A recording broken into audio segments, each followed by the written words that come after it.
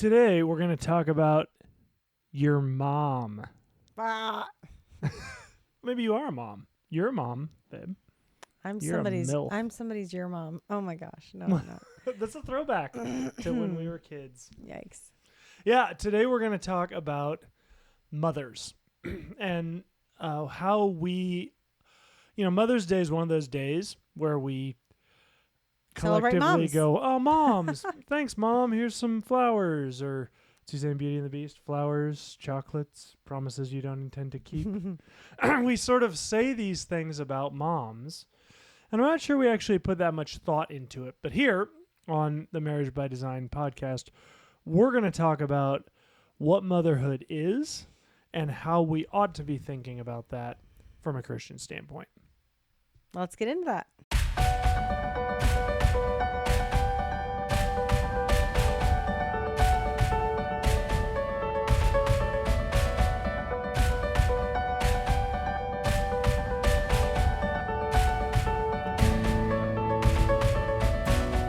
Before we get into today's episode, just wanted to remind you that in the description of the video below, we put links to all of our social media accounts. You can always reach us with questions or comments about this episode at marriagebydesignpodcast@gmail.com. And finally, if you want to support us financially, there is a link to be able to do so at the end of each of the descriptions of our videos. Now, let's get back to the show. Hi, everybody. I'm Nathan Warnock. I'm Andrea Warnock, and you've joined us for the Marriage by Design podcast, a time where we talk to you about God's design for marriage, what the Bible has to say about that, and how we live that out practically. That's right. And one of us on this podcast today is a mom. Congratulations, Nathan. Wow. These things are fluid right now. It's funny you were talking about, yes, it is fluid, but that's not where we live our lives. One of us has been a pregnant person. Oh my gosh. One of us has been a menstruating person. All the same person. It's me. You gotta hold people in suspense, babe. We no can't give suspense. it away. So we're talking about moms today since when this comes out, the day before was Mother's Day. Yes. And so happy Mother's Day happy to Mother's all Day. you mothers Yep. out there. And so why are we doing this other than to be hip with the times? Why are we talking about... That's it. It's Mother's Day, no, so we talk about mothers. We want to give some thought into really what is a mom? What's the importance of a mother? Really thinking about, really the whole reason for our channel is to be intentional and think about how to live our lives with intentionality. Oh. And so that's kind of what we want to talk about is how to live motherhood with intentionality, how to support moms intentionally. If you're one listening, but you're not the mom. So right. I think that's how the reason what we're talking about. And of course, a lot of people who are married have children, and so we can help strengthen our marriage by being good parents. But also, even if you are not married or you don't have kids, you're married but you don't have kids or whatever, you have a mom. Right. Maybe she is not the one that raised you. Maybe you had another woman in your life who mothered you. Maybe your mother is no longer here and has passed away, but it's still important the way that we think about moms and motherhood and how we support moms. Right. Yeah. You mentioned about marriage there, and I definitely supporting husbands, definitely supporting our wives in motherhood is not the primary purpose of marriage, but it is a principal design of marriage. The reality is in marriage, of course, your primary role is being a spouse. But if you have kids, a huge role that you play is a parent. Right. And being a mother can be difficult. It can be emotionally draining. It can be certainly physically draining. And because men and women are created so differently, I think a lot of guys do not have a real appreciation for all that our wives give from a emotional and physical standpoint to our kids. And so that certainly should be celebrated. And which is why it's right to have Mother's Day, and I hope you had a good one. But I want to talk a little bit, maybe more broadly, about and mix in some practical too, babe, because you're the mother between the two of us. But talk a little bit more broadly about how we ought to be thinking about motherhood, because motherhood is one of those things that American society has gotten wrong for a long time and is getting more wrong and more wrong and more wrong as we go along. And tragically, I see the church going right hook, line, and sinker down this road of not really taking a stance for what motherhood can be, and being okay saying, "Hey, this is the role a mother plays in a child's life," and being okay with that. And so I want to talk a little bit about just a couple points we have about motherhood in general. And babe, you can jump in and talk practical as well. So my 3 points for today are: motherhood should be valued, motherhood should be protected, and motherhood should be celebrated. When we look at the Bible, we see this idea of motherhood is something that the Bible values, which is really interesting because at the time the Bible was written, in context, womanhood was not particularly valued.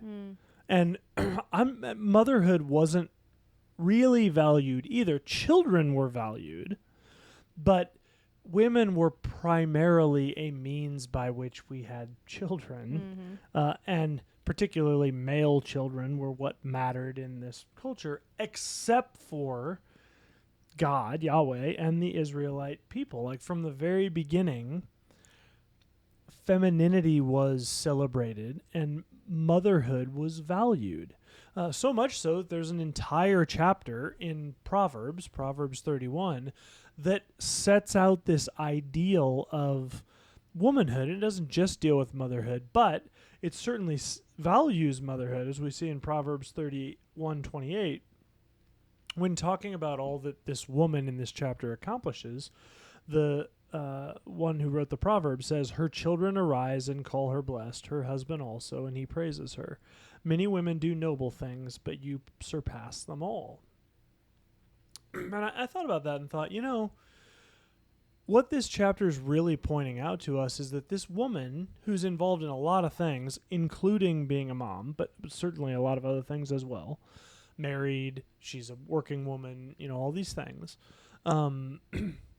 yet her children rise up and call her blessed because they recognize the value of the work that she does as a mother. Sure. The problem is I'm a big believer in capitalism myself, but we have allowed this capitalistic American dream work-driven society to set the frame for what's valuable, and what's valuable is something that gives to the economy, not necessarily something that gives to the family. And a way we see that with regards to motherhood is that if you're not working outside the home, there's in my feeling there's almost this, like, that's not necessarily, well, it is by some feminists, but by most it's not necessarily being condemned, but it's almost like the reaction, in my opinion, is almost like, as a woman, you've been put in timeout. Like, the reaction is like, you tell people like, "Oh, I'm a homemaker," and there's almost this like, "Oh, that's great for you," and it's almost this patronizing, like, "Why aren't you out playing, Jimmy?" "Oh, I gotta finish my homework." "Oh, Jimmy, that's really great for you." It's it kind, to me, it doesn't feel like we're going, "Oh my gosh, like, that's an incredible thing you're doing," taking time out of going and being a quote unquote productive member of the working society, which, by the way, if you've ever seen a woman who's committed to homemaking and raising children. Going to work and being around other adults who talk adult and who appreciate you because you bring a tangible benefit to the company and celebrate you because you bring tangible benefit to the company. Like, those are all preferable things because toddlers aren't real known for their company perks. And so that's a way easier gig, frankly, than working from home. And we sort of do that whole like kind of passive aggressive, like, oh, yeah, you raise those kids and someday your life will mean something when you can go back to work. And that is the opposite of celebrating womanhood. And, sometimes I overstate things a bit on our channel, and I'm sure there are plenty that are listening to this that think I'm probably overstating that a little bit. And maybe I am, but I'm partially doing that because I want to call people's attention to it. Like, this is something that people miss because they're not looking for it. And I want you to start looking for this because this is a way we as society have devalued motherhood. And so then, is it any wonder that our birth rate is in the tank in America because we've devalued motherhood, instead saying, particularly with women, you women are in a really difficult position here because all of society has gone all in on this whole men have dominated the workforce forever and that's not fair. So you got to do team woman and go get a job somewhere because women, we can do CEO and CFO and all those things too. Like there were any honest men that were out there going, I'll bet a woman could never be a CEO. No real man was doing that. There were probably a bunch of crappy CEOs that knew they would lose their job if anyone came and challenged them who actually believed that. But for all the rest of us, no one actually believed women couldn't do that. What we did believe is that it's a valuable thing to raise children at home. And I don't have maternal instincts. So it would take any of you listening to this episode, it would take you about 8 seconds of being around Andrea and I with our kids to be like, she's probably way better suited to raise those kids than he is. Because I can lose patience faster. I'm not nearly as good at managing things. I'm forgetful and all the stuff. But you do it great and with a lot of ease. And you could bring that exact same thing to any company, and you did for over a decade. And it bothers me that we don't value that anymore. Am I overreacting to this, or what do you think about this? I think it depends. So I talk to a lot of people in varying situations and varying parts of the country, and it's funny because I hear a lot of people saying what you say about feeling like people devalue them as stay-at-home moms, and that they get a lot of backlash for being a stay-at-home mom, and I just really don't. Very often there are times where I have somebody who gives me like a rude remark or something like that, but it's pretty rare. And I'm also I really don't care what people think. And that does help. And so I'm probably there it's possible that in my time as a stay-at-home mom that somebody has meant to be rude to me about it, and I just don't care, so I don't notice. It's just not a sensitivity of mine, but I also am surrounded by a ton of stay-at-home moms, and my community my community is full of them. And so that's part of it too, but I talk to a lot of people in a lot of different communities and different areas of the country and different situations, and they feel like, man, they're hearing all the time, why are you doing this? And you're doing your children a disservice because they're not getting socialized, and you're, all the things. Right. And so I do think, there's definitely a portion of our country or the world who devalues staying at home. But I also think that as mothers, we really devalue that too. Ooh, how so? And, I think so often we can buy into the lie that like what we're doing doesn't matter with raising our children. And I think that's a huge lie. And of course we're talking about stay-at-home moms right now, but I think as moms in general, even those that work, they can devalue our impact on our children and our the way our children think about us and right. and and need us. And so yeah, I think it's pretty common. But as far as the stay-at-home mom thing, for those women who are doing that or who feel called to that, I think it, like you were saying, it can be hard to feel like you're really making an impact. I think over the years you can see that maybe, but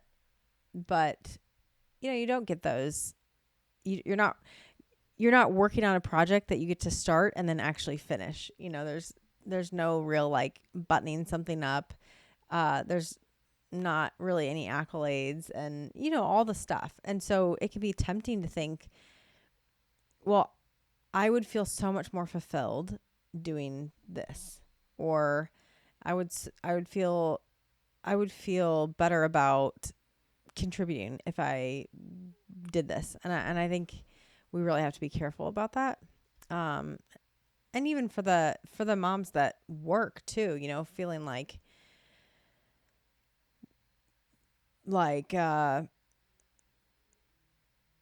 you're not enough.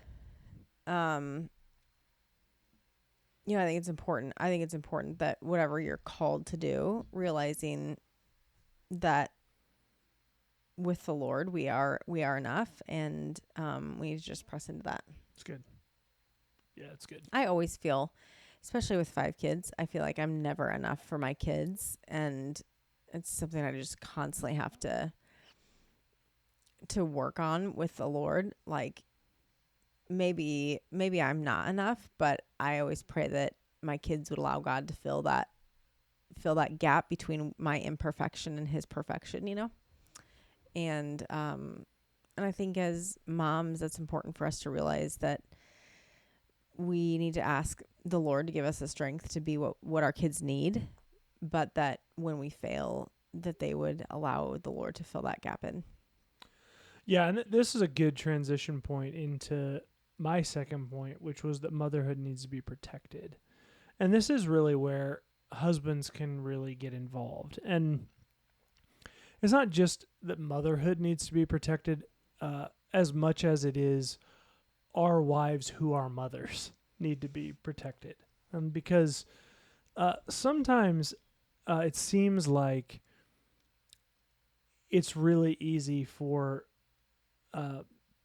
motherhood to become all that a woman is, and like the woman part of that woman is lost, right? Like you're just a mom. That's what you are. Yeah, there's a group of people I'm thinking about that I see occasionally that I feel like they don't even know how to interact with me because I think the only thing they can see me as is a mom. Right.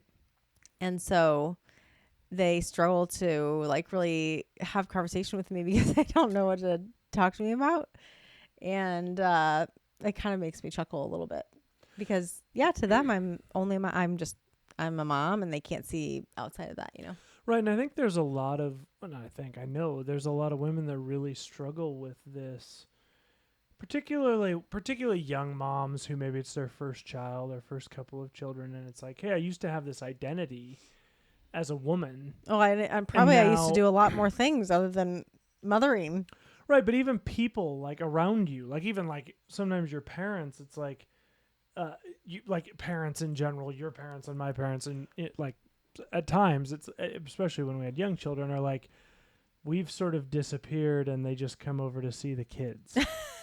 Right, and that's perfectly fine. They love our grandkids and they're excellent in it when we first had kids. That's great. But my point is, I know this can feel hurtful for some individuals because you sort of when you become a mother, you kind of lose in some ways this identity that you used to have. And I think we as husbands can go a long ways in preserving and protecting that if we choose to do it. What are you laughing about? Do you also I think you also lose hobbies that you used to have. Sure. Nathan 'Cause you constantly lost tells time. me, Nathan constantly tells me that I have no hobbies except vacuuming. And it's true. I have no time for hobbies. I don't have any hobbies. And it's just the way it is. Right. And maybe all of us collectively as husbands could do a better job of trying to preserve some of that. And you have interest in doing things other than hobby things that I try to be better about sewing into, and definitely could continue to be better at that. But for, husbands who are listening to this, really having some honest time watching your wife and talking with your wife about, like, hey, how do you feel about this whole mothering thing? How do you feel about your role as a woman in our home? Do you feel like you have your own identity, or do you feel like your identity is just getting smushed into the children? Because if your whole identity becomes smushed into your kids, look, some women, we've met them. Some women, they just want to be all about their kids. But I don't necessarily think that's I know it's not healthy for marriage, and I don't necessarily think it's healthy, like, for you as a woman, Sure. because that isn't all that you are. Sure. And man, there's danger in putting our identity in our kids, because They make their own decisions. Right. They grow up. They need to live their own lives. right. I mean, You need to have your own life and your own marriage and all right, the things. and that takes teamwork between you and your spouse. It takes a husband who, one, there's a culture in your home, and his ability to be able to go, hey, feels like maybe the kids are getting to be a little bit too much of a priority, or maybe you're getting kind of lost in just raising kids. Where are we at as a couple? Like, are you dating? Do you have a marriage, or do you just have kids?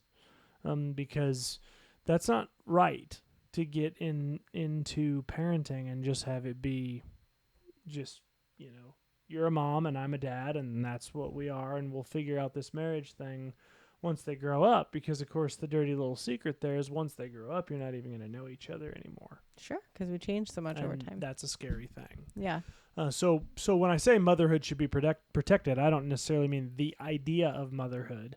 I'll get to that in a second. I'm talking about more the mothers out there, right? We celebrate them. But sometimes, Mother's Day is not unlike Easter or Christmas, right? Where we're like, oh, it's Christmas. And Christians everywhere are like, don't talk about Santa. This is about celebrating Jesus' birth. And it's like, do you think that warms Jesus' heart that you forget about his birth 364 days of the year, and then we all collectively freak out about it one day of the year? That feels disingenuous. Mm-hmm. And I think Mother's Day is an example of that too, where we're like, everything stops and we're like, beautiful flowers, beautiful cards, doing all this stuff for our moms so that we feel better about taking advantage of her the other 364 days. And that's not right. We should be about celebrating motherhood and our mothers and the way that they show us love and tender care all the days of the year, through respect, through honor, right? I mean, this is why honor your father and mother was like one of the big 10. Yeah. Because this is something that is important to the Lord. Honor your father and mother. My final point is marriage should be celebrated too, but motherhood should be celebrated. And this is more just that we need to have some honest thinking, Americans, about the value of legacy. Because we are in a place in this country where we have given ourselves over to our own pursuits as individual human beings. And we're not doing a very good job of looking out there and going, man, what am I leaving behind? And here's the deal. I've been a fairly high level attorney and done worked heavily in the business arena. Now I own and run my own business. If you are someone that goes, well, I'm growing this business, that's going to be my legacy, and I don't have time for children, you are absolutely kidding yourself about the value of your life. Because at any moment, someone will buy in and swoop that business up, and you're going to be out on your butt, and you're going to have nothing to show for it except a huge bank account. Which, congrats to you on that. That's not a legacy. Right? Leaving behind a life of service to the community, definitely admirable. Leaving behind a life of generosity, absolutely admirable. Not the same as leaving a physical legacy of children here on the earth. And not everyone can have children, and I understand that. I'm not devaluing that at all. What I'm calling into question are the growing number of people that are going, you know what? Kids are going to take away from what I want to do with my life, so I don't want to do that. Right? I'm not talking to someone that goes, man, we'd really love to have kids and we just can't. I'm not talking to you at all. I'm talking about this, what are they called? Dinkers? Is that what it is? Dinks? Yeah. Double income. Dinks. Double income, no kids. Yeah. Right? Yeah, we talk about dinks sometimes here. And so Nathan and I have 5 kids, and they range in age from 13 to 2. And I never would have imagined how much work raising 5 kids is. Right. I never would have imagined. I also could never have imagined how tired I would be or physically, in pain and emotionally in pain Right. from our 5 kids. But even completely stopping my career and all of that I really enjoyed, and choosing to spend my every day with my kids, it is very difficult, but I am so sad for dinks who will never get the opportunity to know what having children is like. I mean, it really is a huge, and I think this is the change I hope to see in parenting, not just motherhood, but parenting, that parenting is a privilege. Right. That doesn't mean that I'm always super excited to be doing it in the moment, right? Sure. But Sure. but we know that the Bible says that children are a blessing, and it's true. Their blessings can be difficult sometimes. They are a huge privilege and amazing to raise. And I would never. We talk about how sad we are for people who choose not to have children because they're just missing out on so much. And so, yeah, I just think about that in regards to the way the world sees it, and it's certainly not the way the Lord sees it, and it's not the way that we see that. And if we can trust that, the Lord says that children are a blessing, if we can trust that and lean into that, and it has to change our perspective, right? It means that we have to change our perspective on what children are. If they're a blessing, then we need to change. They're not a hindrance to what I want to do. They're not, not seeing them that way, but seeing them as, this is part of my legacy. This is part of my life mission right now. It changes the way you parent. Right. And for us as Christians, I think we ought to be on the front lines of being willing to have some uncomfortable conversations to stand up for that. Like, the reality of the matter is that we don't value motherhood in this country the way we ought to. We don't value children in this country, having children in this country the way that we ought to. And it's been that way for long enough that now it's uncomfortable for us to take that back. Yeah. Right? Like, it's uncomfortable to suggest that, like, hey, maybe staying at home with kids is like should be at least on the table, right? Like, if not the preferable thing, it shouldn't it at least be considered, right? I mean, these are uncomfortable conversations to have. But we ought to be on the front line of having those conversations as Christians, because the Bible makes it clear that children are a gift from the Lord, and we're commanded as Christians to be fruitful and multiply. We can buy into all the woke nonsense about overpopulation and all of that. The reality of the matter is, I think God's probably bigger than that, and we can just trust him with those kinds of things. And we can stop making excuses for putting ourselves first. And at the end of the day, that's, I think, the thing we need to wrestle with the most. Are we just simply going, well, I want to do this stuff that I want to do, and kids are going to get in the way of that, and I don't want to do that. Yeah. And if it boils down to that, shame on you. You need to repent of that and go before the Lord and rethink what his calling is to us as married couples. For sure. Guys, thanks so much for joining us. A little bit of a tricky episode. This is probably not your typical Mother's Day fare, but man, I'm passionate about motherhood. I have an excellent example of a mother in our home in Andrea, and our kids have an excellent example of a mother in Andrea, and I'm so grateful for her, so grateful for our kids, some days more than others, but so grateful for our children and grateful for her, grateful for all you out there who have taken on this mantle of motherhood. Remember, God is enough. Right, when you're tired, when you need more strength, when you, are hurting.